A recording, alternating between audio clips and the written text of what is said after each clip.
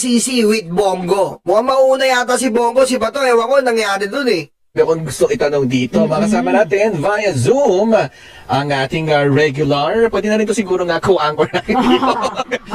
Ayan, magandang hapon po, Sir Ronald Llamas. Happy New Year! Magandang hapon, Zandro at saka Maan. Happy New Year! Happy New Happy New Year din kay Professor Jean Franco. Ayan. Yan, tunay na professor yan. Ako, hindi tunay. Trabaho lang ako eh. Ano niya, Father?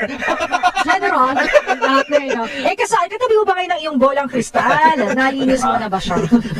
Natawag din ang mag-uula. Kasi anong lucky color of the year? Hindi, ano po ba, Sir Ronald, ano bang inaasahan natin for 2026? Anong Yung fearless, outlook natin? fearless forecast. Ito yung bigay sa akin ni Kwale, oh. Ni Edwin Gao. Yan na lang. Oh.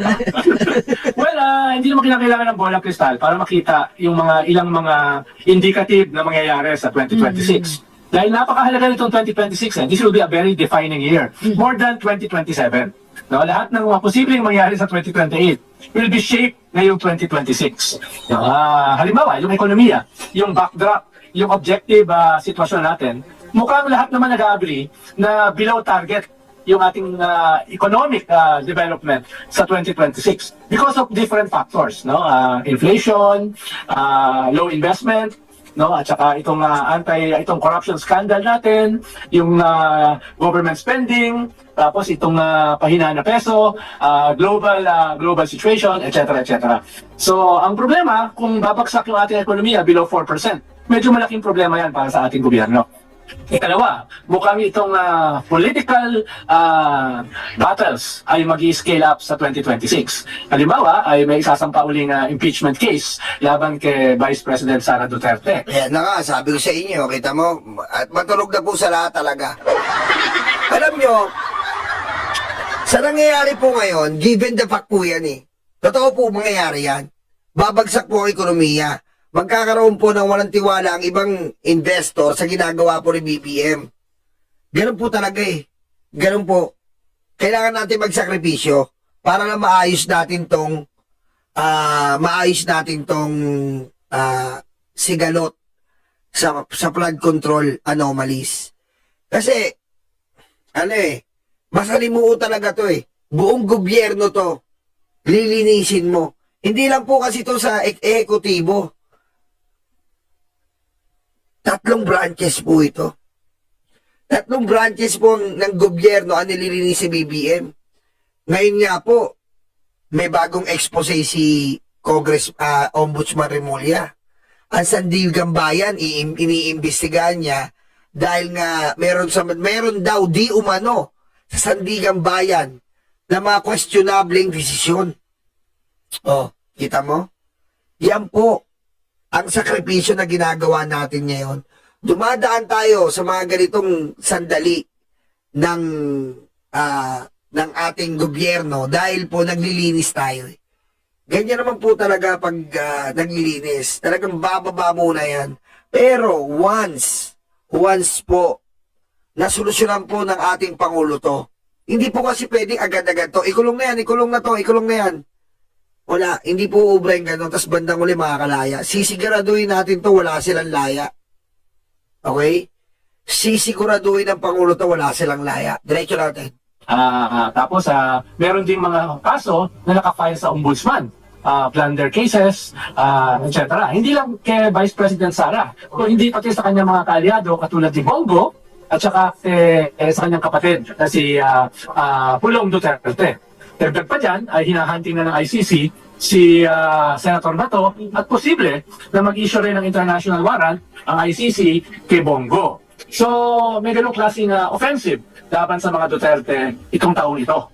No? Ikatlo ay itong anti-corruption scandal ay parang nabitin yung mga tao nitong nakaraang Disyembre. Dahil sabi ay marami nang sasampahan ng kaso at marami nang ipapakulong before Christmas. Kung hindi yan mangyayari dito sa first quarter ng ating taon, especially ngayong January at February, baka sumabog na naman ito sa next EDSA celebration, 40th anniversary ng EDSA 1 sa February 2025. Na magiging mensahe is again anti-corruption, anti-impunity, anti-dynasty. At panghuli ay may gagawin bang mga reforma yung ating gobyerno. Halimbawa, itong promisa nila na anti-dynasty bill na mukhang marami nagsasabi, parang hindi naman anti-dynasty. Lalo na yung version ng Speaker at saka ni Sandro Marcos. Itong kanilang iba pang mga bill, halimbawa, matutuloy ba itong bagong ICI, itong ICIAC ni Congressman Laila de Lima na mas malakas at mas independent. Tapos itong review ng party list law, no, etc. etc. So, ito yung mga haharapin natin ngayong 2026. At mukhang marami rin pong trabaho sa bahagi ng ombudsman dahil ito, siya rin po yung maghahabol doon sa mga nabanggit niyong pangalan. Correct. At saka, dito ng December, hinahanap siya. Nasa na ba si Ombudsman Boying Remulla? No? Sabi ni John Vic, kapatid niya, Secretary John Vic, nag-golf naman daw. Sabi ng iba, na-hospital daw uli. No? Dahil hindi naman simple yung kanyang naging karamdaman nitong nakaraang taon. Kaya mahalaga na magpakita siya at saka linawin ano na bang status nitong mga kaso laban sa mga big fish. Ano na bang Pero mo, si Ombudsman Remulla, pumanaw daw. Lakas mga fake news talaga ng mga DDS eh. Lakas mga fake news eh. Tapos nung nakita nag-live si Ombudsman, nagsi baklasan. kaso? Ano na bang status itong kaso laban kay Vice President Sara na plunder, etc. etc. Pero mukha namang AI kasi yung nagkalat na picture ni Ombudsman Boying. Pero bakit po kasi may ganito? Bakit may lumalabas na bakit tila merong gusto na palabasin na siya ay sakitin, siya ay hindi kayang gawin, hindi kayang gampanan ng pagiging ombudsman? Well, itong nakaraang 2 taon ay very serious yung kanyang naging karamdaman. At inamin naman niya, yung isa rito ay yung leukemia na hindi ganun kadali para sa mga may edad na mga tao. No? Kaya ito yung patuloy na suspicion na yung iba ay bumabalik sa kanya. Lalo na ngayon na napakarami ng trabaho, sabi mo nga Sandro. Stressed. No? Parang siya yung full crew ngayon dito sa mga nangyayari ng mga kaso all over the place. So, Professor, ang kulit no? Sir Ronald, kung ano man yung kahinatnan ngayong 2026 ng ating politika, yun na, yung para makikita mo sa 2028. Parang ganun ba yun? It may shape 2028. Dahil halimbawa, kung napansin nyo noong nakaraan, si Vice President Binay ay siya pa rin yung pinakamataas after the midterm noong 2013. Pero dahil merong nilunsad na investigasyon sa kanya regarding corruption for 2 years no, sa Senado at iba pang mga layers ng ating gobyerno, pagdating ng 2016 ay bumuho siya. Kahit siya yung pinakamataas for 2 years after the midterm. No? So, hindi assurance na kahit mataas ka ngayon, katulad ni Vice President Sara, Yes, hindi assurance sa porket mataas yung rating mo, ikaw na ang magiging pangulo. Katangahan yan. Oh. Tama naman yun kay Sara, di ba? Oh.